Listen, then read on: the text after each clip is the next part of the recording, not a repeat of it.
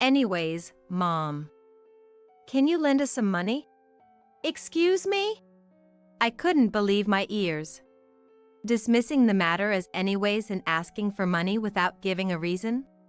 And from a parent who had been almost estranged for 10 years? Forgetting we were in a hospital, I raised my voice without thinking. Carter! What do you mean showing up out of the blue asking for money? You haven't contacted me at all, and don't you think it's too convenient? I know it's too convenient. But since you're admitted to such a fine hospital, you must have some money to spare, right? Ellie, Carter's wife, backed him up without a hint of remorse in her voice. I felt foolish for even a moment's worry about my son and his wife, covered in bruises from who knows what. With a heavy sigh, I was about to say, "Get out, I don't have a penny to give you." Right at that moment. "Oh, Grandma, there you are." A voice came from behind Carter and Ellie. My grandson, John, appeared at the worst possible time, making me hold my head in my hands. It was too late for eye contact to warn him not to come closer. Carter and Ellie turned around as soon as they heard his voice. Their eyes met, the three of them. The long-awaited reunion of the family was far from touching. The smile vanished from John's face as he stiffened, visibly uncomfortable. Carter and his wife couldn't see his expression. But it was clear that the reunion with his son wasn't joyous in any sense. Carter was the first to speak. "Look who we have here, the unsuccessful John. What are you doing in a hospital gown? Came to beg Grandma for pocket money just like us?" "What? Carter! John is different from you." "Not really, right? After all, he failed his entrance exams and couldn't become a doctor. He must have been living a shut-in life at Hannah's place until recently, right?" Ellie smirked maliciously. Laughing along, Carter was contemptible. I couldn't stand them making fun of John any longer. Hospital or not. I was about to let my emotions explode into a rebuttal. "Seriously?" The fear and confusion vanished, replaced by John's exasperated shrug. Facing his parents' puzzled looks, John showed them a name tag he'd been hiding in his pocket. "My name is Hannah Wilson. I lost my husband early and raised my eldest son Carter by myself. Now, Carter is married, living far away with his wife and 2 children, making a family of 4. Carter, influenced perhaps by the single-parent household of his childhood or by his wife Ellie, had become overly concerned with appearances. Proof of that was his obsession with making his children become doctors, something they never wished for themselves. Of my grandsons, the eldest, John, was kind-hearted, and perhaps because of his gentleness, his grades were average. On the other hand, the younger, Jack, seemed to take his brother as a negative example and was competitive, always topping his class. Despite their differences, as parents, there might have been a desire to believe in their children's abilities, thinking they could surely achieve if they tried. Both chose prestigious universities with medical schools, as planned. However, an incident occurred. John not only failed his top choice, but also every university he applied to as a backup. Carter and Ellie were furious upon learning this. They couldn't believe their child could fail an entrance exam, labeling him the troublemaker of the Wilson family, turning a blind eye to their own failure in assessing his abilities. In contrast, they lavishly praise on Jack, who was admitted straight into his top-choice prestigious university, flaunting his superiority over his brother in front of John. If the brothers had been close, perhaps things wouldn't have soured. Unfortunately, Jack had been burdened with his parents' expectations and raised spoiled. Because of this, he often ridiculed his less successful brother, joining his parents in blaming John. But Carter and Ellie's actions didn't end there. Ignoring John's tearful pleas to retake his exams, they kicked him out of the house right after high school graduation. I still vividly remember him coming to me, spiritless and with nowhere to go, as if he were a ghost. After hearing the situation from John, I immediately contacted Carter and his wife. What do you think you're doing to your own child? Don't you feel sorry for John at all? I remember confronting them over the phone. But then, what are you talking about, Mom? It's a child's duty to meet their parents' expectations. If one can't do something as simple as that, that child has no value. If you care about John so much, why don't you raise him? I couldn't believe those were the words of my own son, nor did I want to. Stunned, all I could do was listen as Carter hung up. Grandma. John's voice, weak and anxious, brought me back to reality. Even though I hadn't put him on speakerphone, my expression must have given away what had happened. To the brink of tears, I reassured him with as much cheer as I could muster. Don't worry, John. You haven't done anything wrong, okay? But you tried your best. They just expected too much and got disappointed on their own. That's all. I was worried he might reject such actions, being in his teens. But seeing my dear John about to cry, I couldn't help but embrace his grown body gently. John didn't resist. Relieved, I stroked his back like I used to when he was little. It's okay, you don't have to hold back in front of Grandma, I thought, hoping my feelings would reach him. Whether my feelings got through or he had reached his limit. John quietly, very quietly, began to cry. That moment solidified my resolve. I couldn't send such a kind-hearted John back to those parents. I decided then, John would stay with me, and I would take care of him. That was about 10 years ago from now. Since that incident, I hadn't heard anything from Carter and his wife, and at the time, John was deeply hurt by being abandoned by his family. However, John has since looked forward and now works diligently as a responsible adult. As for me, embarrassingly, my chronic illness worsened, leading me to a life in the hospital. John has been worried because of my condition, for which I feel terribly sorry and ashamed as a grandparent. But thanks to the efforts of a kind soul, I was able to undergo another surgery, which thankfully was successful. I've recovered enough to take short walks around the hospital. Truly, he turned out to be such a good child. The gentle sunlight from the window. The soft breeze caressing my cheeks almost lulled me to sleep. Today, I have no rehabilitation or checkups scheduled. So sometime before meals, I thought a nap might be nice. Just as I closed my eyes. Mrs. Wilson, she's asleep. No, it's okay, I'm awake. I responded to the nurse peeking into the room from the hallway. The nurse, looking apologetic as if she'd woken me, shook her head when I inquired about her business. Oh, a couple claiming to be your son is here to see you. They said their name is Carter Wilson. At the mention of that name by the nurse, my face involuntarily soured. My son and his wife, with whom I had lost all contact for 10 years. Why now, after all this time? And how did they know I was hospitalized here? Questions and doubts flooded my mind. But I couldn't keep them waiting forever. Despite my apprehensions, he was still my son by blood. I told the nurse to let them meet me and started preparing for the visit. The couple waiting in the lounge, Carter and his wife. The long-awaited reunion was far from touching.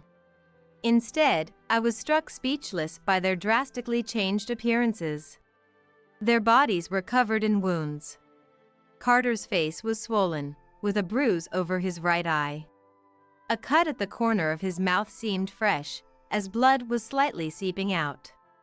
Ellie had a large gauze on her forehead, possibly from a cut, and her arm, hidden under the sleeve of her jacket, was wrapped in painfully white bandages. Was this really the condition of people who had come for a visit? Their terrible state made me question if they were here for treatment instead. What happened? Both of you.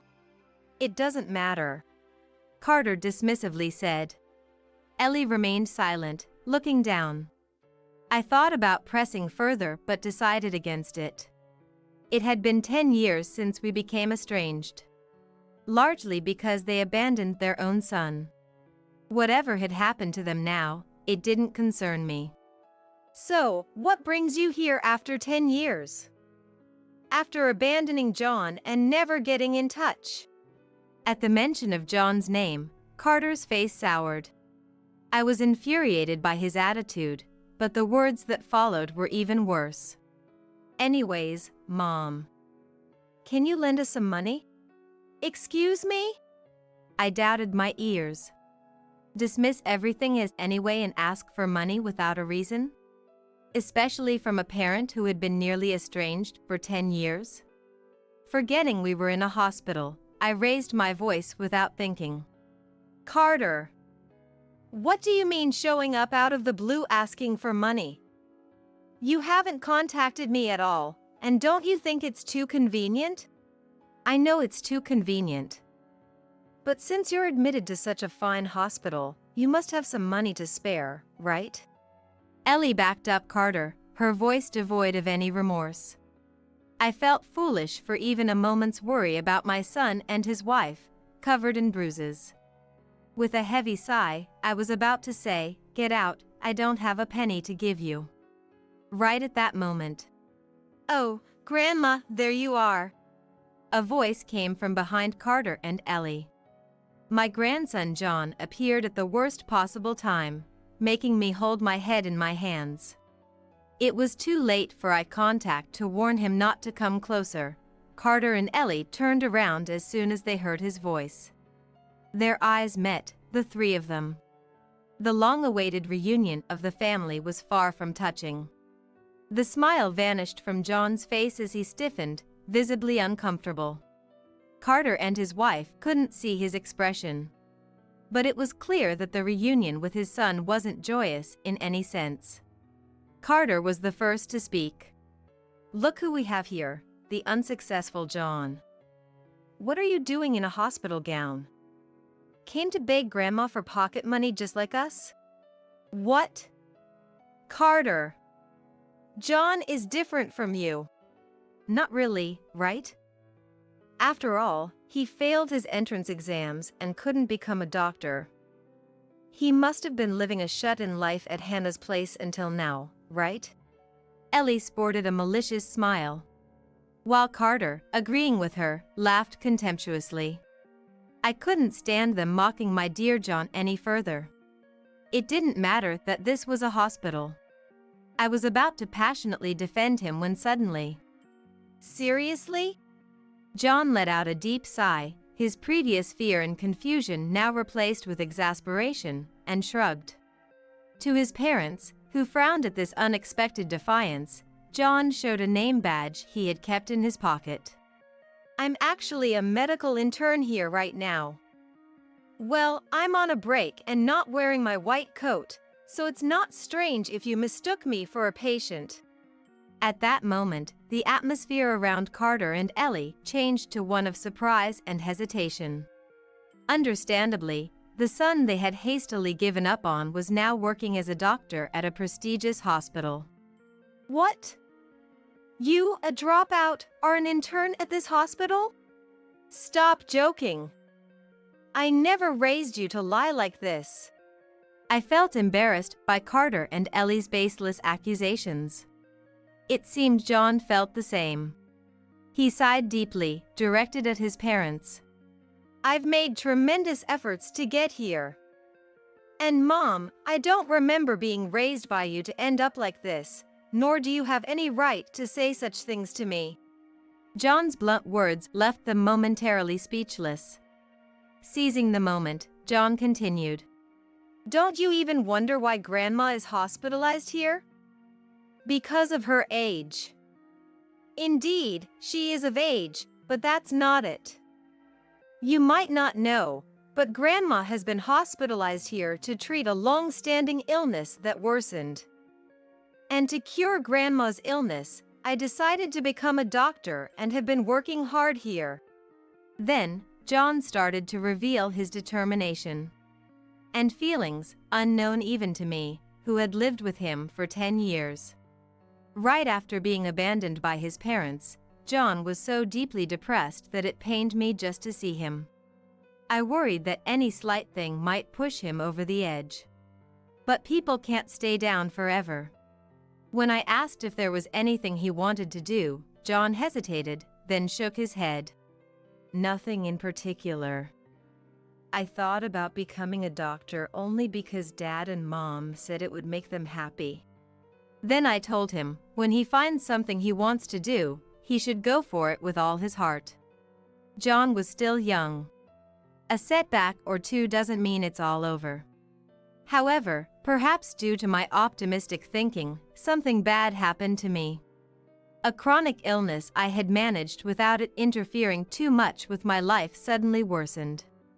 Fortunately, thanks to the immediate first aid at the hospital, I was able to recover enough to return to my daily life soon after being admitted for emergency care.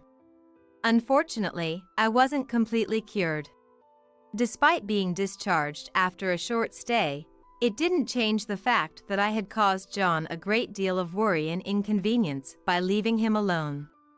John told me it was okay as long as I was safe. Looking back, that was the day John started to seriously consider becoming a doctor again. At first, I thought he was inspired by the caring demeanor of the doctor who treated me, not realizing he wanted to cure my chronic condition.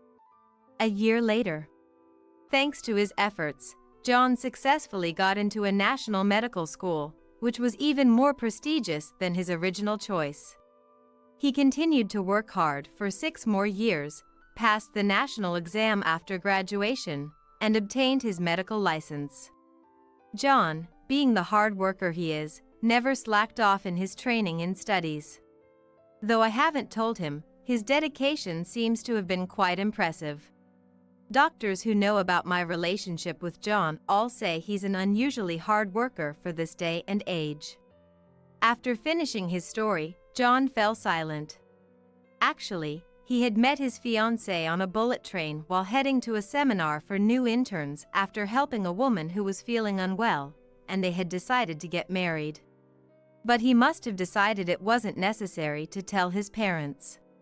He didn't mention it, and I had no intention of meddling. Then, a question I hadn't thought of before suddenly crossed my mind. "By the way, what happened to Jack? If he's also a doctor, why don't you?" "Don't talk about him. You don't know anything."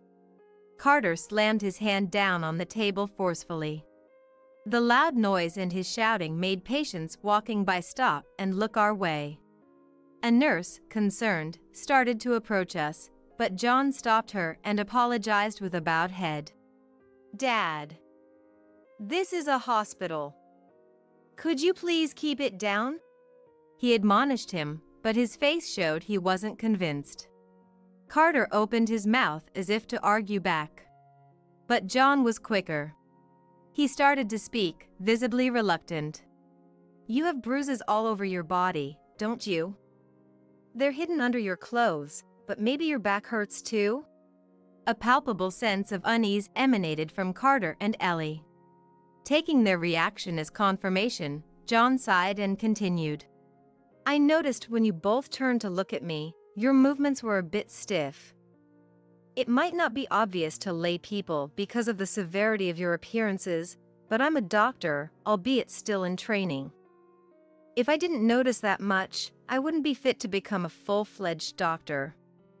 And those injuries, they weren't caused by a domestic dispute, were they?" "Enough! That's enough!" Carter shouted angrily again. Ellie, hysterically, followed suit. "That's right! You are our child. After all, helping parents in trouble is what children are supposed to do. And who abandoned their child for decades without a word, only to play the parent when it's convenient? Please, don't act like a parent only when it suits you." With a shake of his head, John signaled the conversation was over. But the Carter couple became even more desperate and noisy. Realizing the situation was going nowhere, John signaled something to the nurse from earlier, who then took out a cell phone used internally and made a call somewhere. A few tens of minutes later, Carter and his wife, who continued to make a scene without regard for those around them, were subdued by arriving police officers and taken away for causing a disturbance. Until the end, they hurled resentments towards me and John. Wonder how they found out about Grandma. John sighed in exasperation. Though I felt guilty for causing trouble at John's workplace, something else was on my mind. Hey, John. Earlier, you said Carter and his injuries weren't from a domestic dispute. The mention of Jack instantly enraged Carter. And then, those injuries. A dreadful premonition crossed my mind. Yet, they are my flesh and blood, estranged or not. I needed to know everything. John hesitated, knowing something but seemed reluctant to share. But deciding it was futile to keep it hidden, he reluctantly began to speak. I'm speculating here, but you should know. I think Dad and his injuries were caused by Jack. Somehow, I wasn't shocked. Instead, I felt an unsurprising confirmation. Given Carter's reaction, anyone would naturally think so. Whether believable or not is another matter. Actually, I heard something unpleasant back in med school. John shared a story. He heard from a senior during a drinking session. Troubles between men and women that you occasionally hear about in college. This male student, despite being academically respected, got into trouble with a woman close to graduation. Naturally, legal complaints were made by her and her parents, leading to his expulsion. John could have brushed it off as common gossip. But it happened at the medical school he had previously applied to and failed to enter, the same school Jack was likely attending. Worse, after being expelled, this student infamously ranted on an online forum about his brilliance, blaming the woman and the university for not recognizing his worth. I'm not well-versed in the online world, but apparently, even without explicit names or personal details, enough information can lead to someone being identified. And the student identified was Jack Wilson. The seniors were drunk, so I think there was no malice in them sharing the story.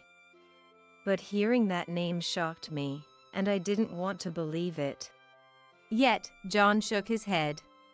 Seeing Dad's injuries today made me think again. Jack got into trouble with a woman, cutting off his path as a doctor. And probably became a recluse, eventually becoming violent towards Dad and Mom. Maybe they were looking for you to ask for help. Well, it feels too late for any changes now. John muttered, and I nodded in agreement. I silently wished to never have anything to do with that family again. But my wish was quickly shattered. From that day on, without learning their lesson, they kept showing up at the hospital daily, causing a scene at the entrance demanding to see me or John. John explained the situation, and fortunately, thanks to his good reputation, everyone, not happily, but still, cooperated with us. The security guards at the entrance and the reception staff desperately tried to stop them, and it even led to police involvement several times. How John or I were not forced out is something I'm truly grateful for. As for Jack, I didn't know the details afterward. However, according to the security staff who have been keeping Carter and his wife at bay, their injuries seemed to worsen day by day. This suggests that the situation might have become unmanageable. As for me, after undergoing surgery again, my chronic condition was finally cured, and I was able to return to a normal life. But going back home would surely invite Carter and his wife to my doorstep. Moreover, being in a personal space like a home could potentially involve me in more troubles. However, moving in with John, who was about to get married, was not an option either. After discussing it with John, we decided that I would use the savings intended for my old age to move into a nursing home. And as time passed, it's been quite a while since then. I mused in the spring sunshine, reading a letter I had received. Not all memories were pleasant, but looking back, there's a bit of nostalgia. "Mrs. Wilson, you seem happy," a staff member noticed. Yes, it's a letter from my grandson and his wife, made me reminisce about the past. The doctor, right? Yes, that's right. We've been through a lot together. Knowing that they are happy now makes me happy. The staff members smiled at me, and I smiled back. A peaceful daily life, unimaginable from those days, is now here. John and his wife now live in a condo they bought upon getting married. After finishing his training, he's been working hard as a doctor at that large hospital. The letter I received earlier detailed it. Since moving into this home, I've been frequently exchanging calls and letters with John and his wife. Mostly, it's about trivial matters, but there was one time. Yes, just once, the topic of Carter and his family came up. One day, John received a call from the authorities. According to them, after becoming even more reclusive and violent, Jack was abandoned, and Carter and his wife ran away in the night. The call was to search for Jack's relatives, to report the situation, and to check whether his care was possible. Of course, I explained that we had been estranged for many years and asked the authorities to take over. However, from what the authorities said, Jack's return to society seems hopeless. I wonder if I should have helped Jack. I let my thoughts drift to my other grandson, imagining the what-ifs. What if I had noticed the changes in my son and his wife sooner? What if I had paid attention to Jack when John went through such hardship? I shake my head at the repetition of these what-ifs, realizing they are pointless. Regretting what could have been doesn't change the past or improve the current situation. Instead, Jack has fallen so far that even his own parents fled in the night. There's nothing much an old person like me can do now. So, if that's the case, I at least hope for the best for John and his spouse. And so, I sent my best wishes to that kind John and his partner.